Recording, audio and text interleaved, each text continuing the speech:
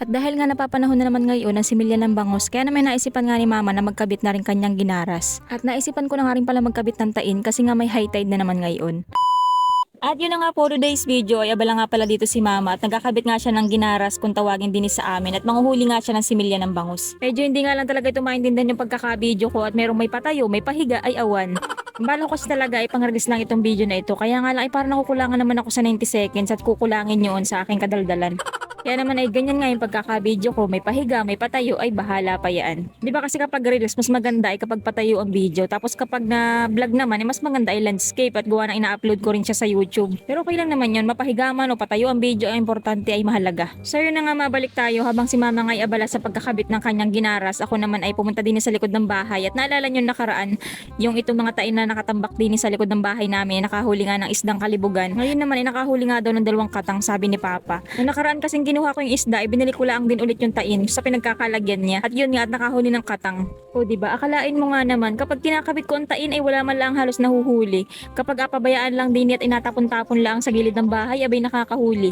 Eh talaga namang iba din ang trip ng katang minsan. Bali nung nakaraang araw nga, itong isang tain ay nakahuli siya ng butete. Butete nga pala ang tawag namin sa ganito, yung bagang walang tinik o yung kinis ang kanilang balat. Tapos yung may mga tinik naman, tagutungan ang tawag namin doon. At syempre dahil hindi naman kami kumakain ng butete, abay hindi pinabayaan nga lang namin dito. Tapos ayan nga, ngayon na may nakahuli siya ng katang. Wari ko dahil dun sa lansa ng butete. At nakahuli nga rin pala siya ng isang talimaras. Tapos itong isa ay wala naman siyang huli. Kasi nga wala naman na itong pain at tinanggal ko na nga nung nakaraan. Tapos yung isang tain naman ay may laman kasing kutaba yun. Nung naalala nung nakaraan kong video na may nahuli nga rin siyang kutaba.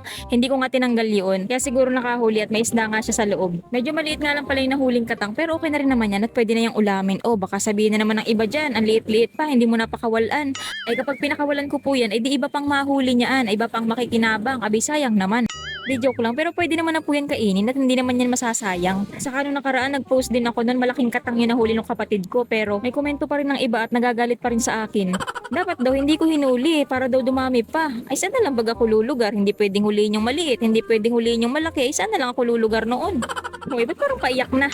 Di po kung iniisip naman po ng iba ay mauubos na yung mga lamang dagat dito sa amin at inaabuso ko. Naku, hindi naman po at gawa ng hindi naman po araw-araw ay nagkakabit ako ng tain. Hindi araw-araw ay ganyan ang ulam namin. At sa totoo lang po, mga tao naman po kasi dito hindi may hilig sa mga ganyang pang-ulam. Kung bagay sawa na nga sila, kahit nga po kami bumibili pa kami ng pang-ulam sa bayan. Kaya nga po kung mapapansin nyo na halos sagana pa kami dito sa mga seafoods. So yun na nga, mabalik tayo. Ito nga pala mga nahuling katang ay tinalian ko muna at gawa ng dadagdagan ko pa. Tatry ko kapag ako'y nagkabit kung makakahuli. Nga pala para sa mga nagtatanong, paano daw ba malalaman kung mataba o payat ang katang or kahit anong mga limasag? Ganito po, pisilin nyo lang po yung kanyang bikaka. Kapag malambot ay payat po yun. Kapag matigas ay mataba po yun. Medyo maligalig nga pala itong isang katang at gawa ng yan ang galing humiyad. Parang ako'y masisipit ay. Ayan, ang sarap pa naman sa pakiramdam kapag ito'y nakasipit. Gawa ng naranasan ko na rin na masipit nito. At kahit nga tanggal na yung sipit niya sa katawan ay hindi pa rin nabitaw. O diba sana all hindi nabitaw. At wala nga katahanan yung kanyang sipit at inakadukot niya talaga yung aking kamay at gusto niyang sipitin. Pag ako'y naiyamot, balibag ko ari ay. Medyo hirap nga pala ako sa pagtatali ng katang at gawa na ngayon na lang ulit ako nakapagtali nito. Nga pala kung tatanungin nyo bakit ba baga nagapakahirap akong talian ay pwede naman lutuin na lang yan ng diretsyo. Bimalam pa baga kayo sa akin.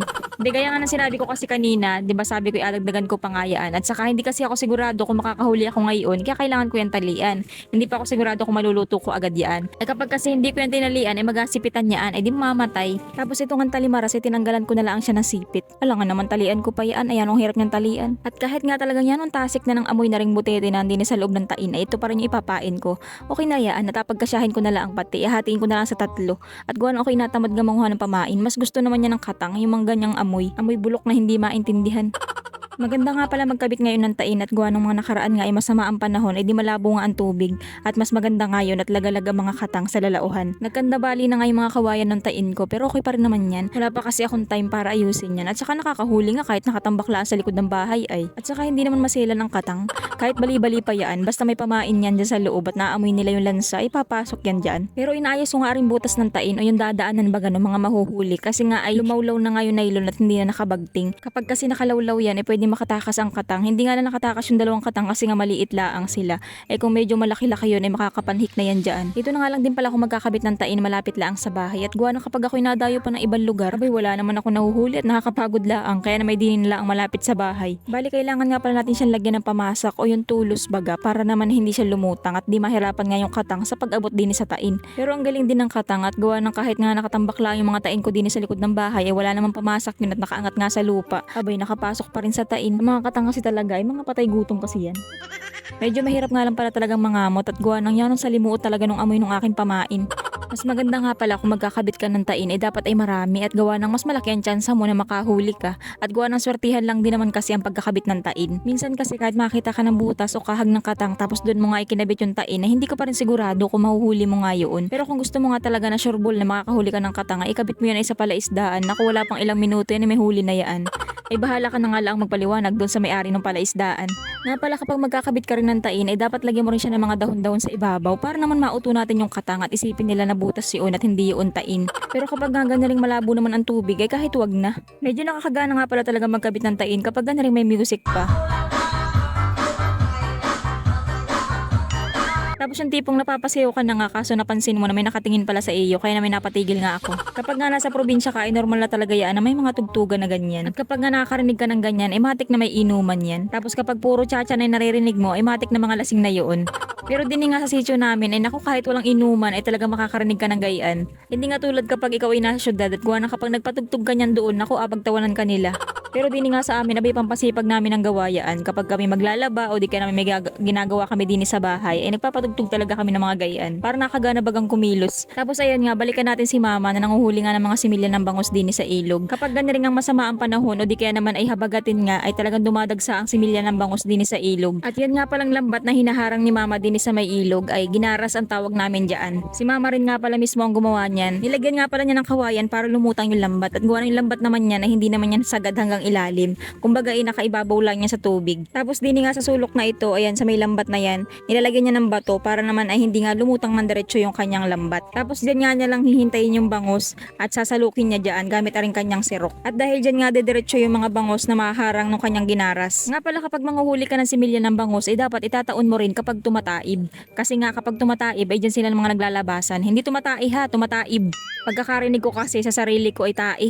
Tumataib po o yung nag-high tide. Kasi kapag high tide, doon nga sila nagsisilabasan. Sumusunod sila doon sa agos. Kaya dapat yung ginaras din ay nakaharap din mismo sa bukana ng ilog. At dahil nga rin sobrang liliit talaga ng mga similya ng bangos, kaya na may gagamitan nga rin niya ng puting mangkok para makita yung mga bangos. Kasi nga para mga tuldok ang yaan sa sobrang liliit. So bali ito na nga pala yung mga nahuli niya. At tingnan nyo nga naman, di ba sobrang liliit para mga tuldok ang sila. Pero may ilan din dyan na hindi bangos. Kasi nga nasasama rin sa pagsalok. Kapag ganyan rin ang panahon ng similya ng bangos, ay hindi lang ang similya ng bangos na makikita mo din sa ilog. Meron ding iba't ibang similya ng isda tulad na nga lang ng samaral, kitang, baliwis, at saka yung similya ng mga bidbid. Yung parang bangus din baga na makikita rin sa palaisdaan. At yan nga pala nagiging hanap buhay namin dito kapag panahon ng habagat at binibenta nga namin yung mga similya na yan. At 75 centavos nga pala ang isa niyan. At yan nga din pala ang pinagkakakitaan ni nanay kapag ganyan rin ang habagat. At yan nga sana ang kagandahan kung may sarili lang kami palaisdaan ay di kami na rin mismo ang manghuhuli ng mga similya ng bangus na ihulog namin sa palaisdaan. Kaso nga ay wala ay.